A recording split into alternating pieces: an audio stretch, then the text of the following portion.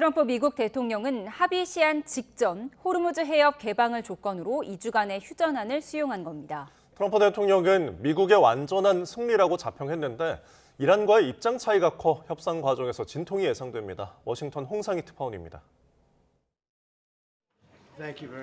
문명 파괴까지 거론하며 긴장 수위를 끌어올렸던 트럼프 대통령이 2주 휴전에 동의했습니다.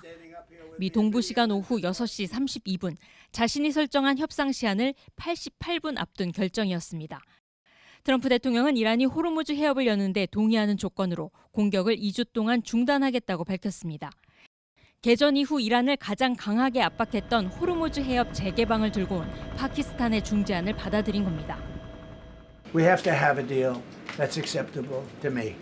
And part of that deal is going to be we want free traffic of oil and everything else. 트럼프 대통령은 휴전 합의는 미국의 완전한 승리라고 자평했습니다. 이란 동맹국인 중국도 휴전 협상에 관여했다고 들었다며 농축 우라늄 문제도 완벽하게 처리될 거라고 장담했습니다. 강대강 대치를 이어가던 트럼프 대통령이 확전 직전 휴전안을 받아들인 건 공격을 강행할 경우 추가적인 유가급 등이 불가피하다는 현실적인 인식에서 비롯된 것으로 보입니다. 오는 11월 중간선거를 앞두고 갈수록 악화하고 있는 미국 내 여론과 인간 사슬로 저항하는 발전소와 교량을 공격할 경우 전쟁 범죄 논란도 부담으로 작용했을 가능성이 큽니다. 미국과 이란은 오는 10일부터 이슬라마바드에서 협상에 나섭니다. 이란은 호르무즈 해협을 자신들이 통제하겠다는 종전안을 미국이 받아들였다고 주장하고 있어 협상 과정도 순탄치 않을 것으로 보입니다. 워싱턴에서 YTN 홍상입니다. 막바지 휴전 협상 타결로 이란은 2주 동안 호르무즈 해협을 통한 안전한 통행이 가능할 거라고 밝혔지만 완전한 개방은 불투명한 상황입니다. 이란이 통행료를 징수할 거라는 외신 보도들이 이어지는 가운데 트럼프 미 대통령은 이란의 통제권을 인정하는 듯한 발언을 내놨습니다. 중동 현지에 나가 있는 취재기자 연결합니다. 안동준 기자. 네, 저는 지금 호르무즈 해협 근처에 있는 오만 무스카트에 나와 있습니다. 네, 휴전에는 합의했지만 호르무즈 해협 완전 개방은 여전히 불투명한 상황이죠. 네, 그렇습니다. 아바스 아라그치 이란 외무장관은 성명을 통해 앞으로 2주간 호르무즈 해협을 통한 안전한 통행이 가능할 것이라고 밝혔습니다. 하지만 이란이 호르무즈 해협을 완전히 개방할 것으로 보기는 어려운데요. AP통신은 2주간 휴전 협정의 일환으로 이란과 오만이 호르무즈 해협을 통과하는 선박에 통행료를 부과할 수 있게 될 것이라고 전했습니다. 또 이란은 이를 통해 모은 자금을 재건에 사용할 것이라고 지역 관계자를 인용해 보도했습니다. 이란의 이런 계획은 이란이 미국에 제시한 종전안에도 포함된 것으로 알려졌습니다.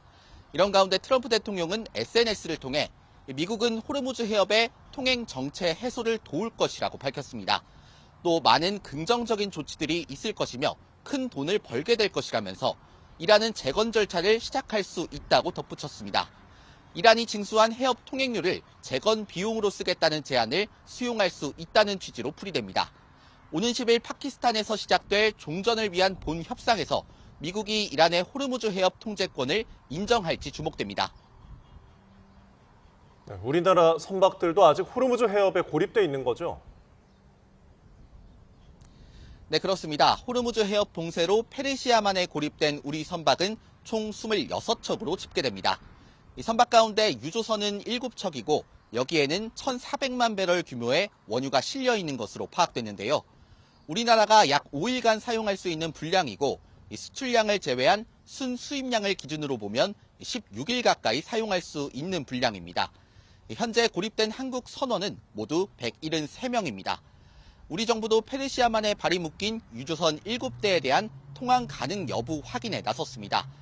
호르무즈 해협에서는 휴전 발표 뒤 그리스 선박 등 2척이 통과를 시도 중이라는 보도가 나오며 개방 신호가 켜지고 있습니다.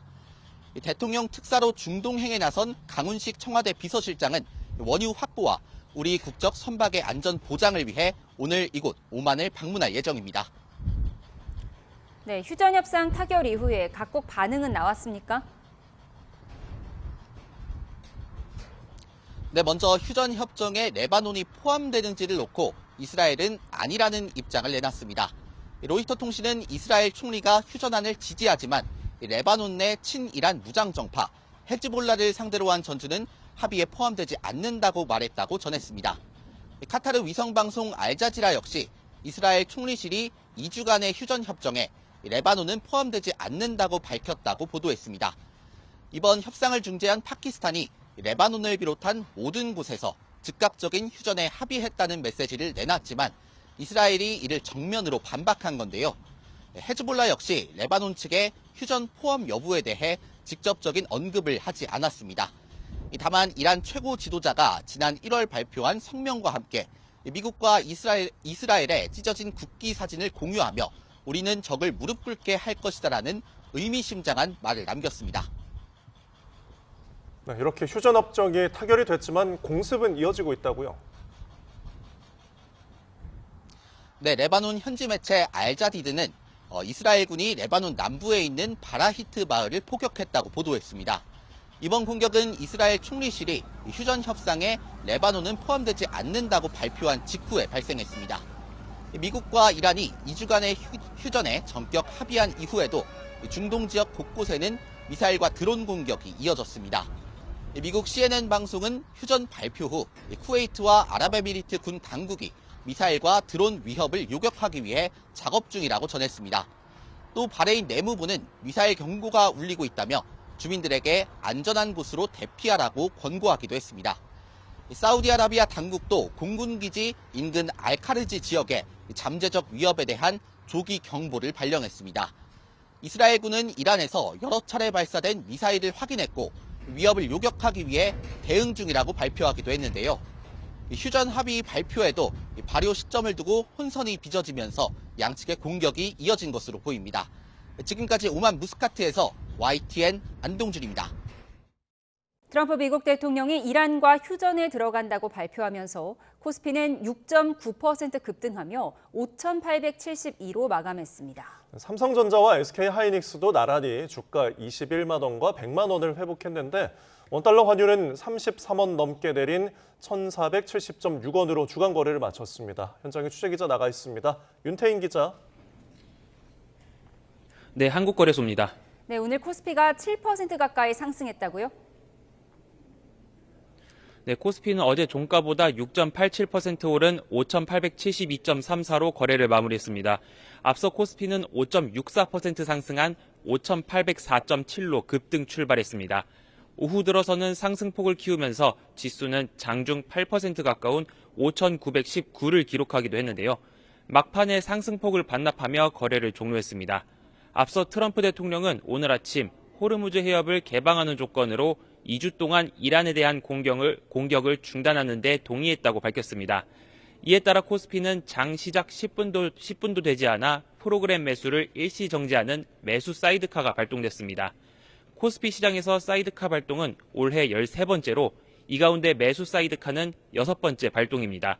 이런 폭등세에 어제 깜짝 실적을 발표한 삼성전자가 7.12% 상승해 21만 500원을 기록하면서 21만 전자를 회복했습니다. SK하이닉스도 12.77% 상승한 103만 3천 원으로 100만 닉스로 올라서는 등 시가총액 상위 종목 대부분이 상승했습니다. 코스피는 외국인과 기관이 쌍끌이 매수로 지수를 견인했습니다. 코스피와 마찬가지로 급등한 코스닥은 오늘 4.61% 오른 1084.57로 개장했고 외국인과 기관의 순매수로 상승세를 유지해 5.12% 오른 1089.85로 거래를 마무리했습니다. 코스닥은 코스피와 마찬가지로 매수 사이드카가 발동되며 한때 5분 동안 거래가 정지됐는데 코스피 시장과 코스닥 시장에서 동시에 매수 사이드카가 발동한 것은 지난 1일 이후 7일 만입니다. 네, 원달러 환율은 30원 넘게 내렸죠? 네, 서울 외환시장에서 원달러 환율은 오후 3시 반 기준으로 어제와 같은 시각과 비교해 33.6원 내린 1,470.6원으로 거래됐습니다. 2주 동안의 휴전과 호르무즈 해협 개방 소식에 주요 6개국 통화와 비교할 때 달러의 가치를 나타내는 달러 인덱스는 98.8을 기록하는 등 99선 아래로 떨어졌습니다. 국제유가도 마찬가지로 급락세입니다. 휴전 발표 직후 91달러 선까지 수직 하락했던 5월 인도분 서부 텍사스 원유 선물 가격은 현재 16% 가까이 급락한 배럴당 94달러 선에서 거래되고 있는데요. 서부 텍사스 원유 가격이 장중 기준으로 100달러 아래로 내려간 것은 지난 2일 이후로 처음입니다. 다만 중동 상황에 대한 불확실성은 아직 남아 있습니다. 이스라엘은 미국과 이란이 체결한 일시적 휴전안을 마지못해 따르는 입장이라며 대이란 군사행동을 통해 달성하려는 목표와 타격 대상이 아직 많이 남아있다는 입장인 것으로 전해졌습니다. 지금까지 한국거래소에서 YTN 윤태인입니다. 오늘부터 전국 3만여 곳에 달하는 공영 주차장에서 차량 오부제가 시행되고 있습니다. 네, 오늘이 시행 첫날인데 일부 주차장에서는 혼란도 빚어지고 있습니다. 현장에 나가 있는 취재기자 연결합니다. 송수연 기자. 네, 서울 수서역 공영주차장입니다. 네, 오늘 0시부터 오부제가 시행됐는데 주차장 상황 어떻습니까? 네, 저는 지금 500여 대 넘는 차량을 수용할 수 있는 서울 수서역 공영주차장에 나와 있습니다. 오늘 새벽 0시부터 이곳을 포함한 공영주차장에 승용차 오부제가 시행돼 곳곳에 알림 현수막이 걸렸습니다. 오늘은 수요일이라 끝번호가 3번이나 8번으로 끝나는 차량은 공공기관이 운영하는 공영주차장을 이용할 수 없습니다. 월요일엔 1번과 6번, 화요일은 2번과 7번, 목요일에는 4번과 9번, 금요일은 5번과 0번으로 끝나는 차량이 대상입니다. 서울에서만 공영주차장 75곳에서 실시되는데 전통시장과 가깝거나 주택가에 있는 33곳은 예외입니다. 시민들의 반응은 어떻습니까? 네, 저희 취재진이 아침부터 이곳에 나와 있는데 주차장 입구에서 방향을 트는 승용차가 여럿 보였습니다. 한 운전자는 주차장에 와서야 차량 오부제 시행을 알게 됐다며 민영 주차장을 이용하겠다면서 차를 돌렸는데요. 운전자의 말을 들어보시죠. 당황이 되긴 하네. 공무원 차량만으로 알고 있거든요. 차를 돌아다녀 봐야죠. 민영으로 일단 근처 늘 때 있나 보고. 차량 오부제 시행 현황을 지도 앱에서 바로 확인할 수 없어 불편하다는 지적도 이어졌습니다. 기름값 상승이 일상에도 영향을 미치고 있는 만큼 오늘 운전 계획이 있으신 분들은 차번호 끝자리와 요일을 잘 확인하셔야 할 듯합니다. 지금까지 서울 수서역 공영주차장에서 YTN 송수연입니다. 남양주에서 과거 교제했던 연인을 스토킹하다가 살해한 김훈이 구속 상태로 재판에 넘겨졌습니다. 김훈은 검찰 수사 과정에서 사이코패스 판정을 받은 것으로 확인됐는데요.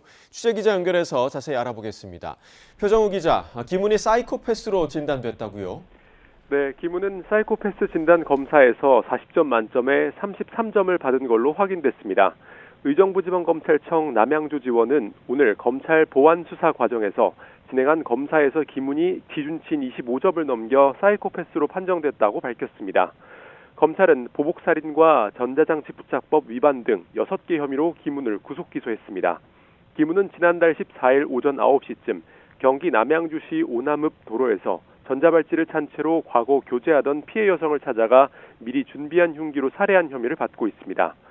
김훈은 피해 여성에게 상해 혐의 재판에 대한 처벌 불원서를 내달라거나 스토킹 고소를 취하해달라고 요구한 걸로 확인돼 살인이 아닌 보복살인죄가 적용됐습니다. 네, 그리고 검찰 수사 과정에서 피해자와 피해자 지인 차량에 위치 추적 장치를 부착한 사실도 확인됐다고요? 네, 검찰은 최근 피해자가 숨질 당시 타고 있던 차량을 다시 수색해 차량 아래쪽에서 위치 추적 장치를 발견했습니다.